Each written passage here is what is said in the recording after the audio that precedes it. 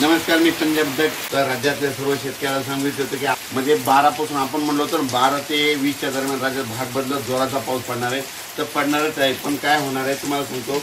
हे पाऊस दररोज वाढत जाणार आहे, म्हणून हा अंदाज लक्षात येतात. आणि राज्यात सांगू इच्छितो की राज्यात सांगायचं झालं तर पूर्व विदर्भ, पश्चिम विदर्भ, दक्षिण महाराष्ट्र, उत्तर महाराष्ट्र, कोकणपट्टी, खानदेश मध्ये 13 जूनपासून ते 20 जूनच्या दरम्यान दररोज वेगवेगळ्या भागात पाऊस पडणार आहे. आणि शेतकऱ्याला म्हणजे ज्यांना लागवड केली, पेरणी केली त्याला जीवदान भेटणार आहे. 11 जूनला आणखीन पाऊस परत वाढत जाणार आहे. आणि विदर्भ, पूर्व विदर्भ, पश्चिम विदर्भ मात्र 13 जूनपासून तिकडे पाऊस वाढणार, 13-14ला वाढणार आहे. मात्र 16च्या नंतर म्हणजे पूर्व विदर्भ आणि पश्चिम विदर्भात त्या शेतकऱ्यांनी हा अंदाज घ्यायचा. 16 जूनपासून ते 20 जूनच्या दरम्यान दररोज विदर्भात भाग बदलत मोठा पाऊस पडणार आहे, हा अंदाज घ्यायचा.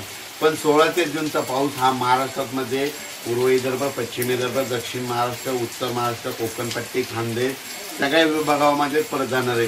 म्हणजे सांगायचं झालं ते 20 जूनपर्यंत सगळीकडे थोडा पाऊस परत जाणार आहे, पण जोराचा पडणार आहे, हा अंदाज लक्षात.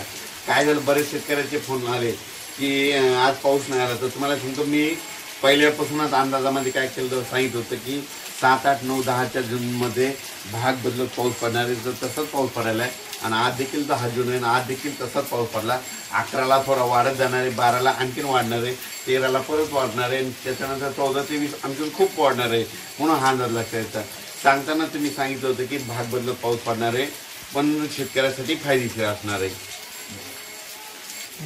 उर्वरित शेतकऱ्यांच्या ज्यांच्या जमिनीमध्ये ओल असेल तर त्यांनी काय करा, तुम्ही तुमचा पेरणीचा निर्णय घेऊ शकता. कारण की काय झालं की यावर्षी इतका पाऊस पडला की जमिनीमध्ये, आज आम्ही स्वतः प्रॅक्टिस केली, पेरताना अशा चिळकांडी मारू लागली जमीन. म्हणजे यावर्षी जरा म्हणजे काय झालं की तुम्ही तुमचा निर्णय स्वतः घ्या, पेरणी करायची का नाही करायची. पण जमिनीमध्ये ओला असली तर तुम्ही तुमचा निर्णय घेऊ शकता. अचानक वातावरणात बदल झाला तर लगेच एक स्थितीला जाईल. धन्यवाद.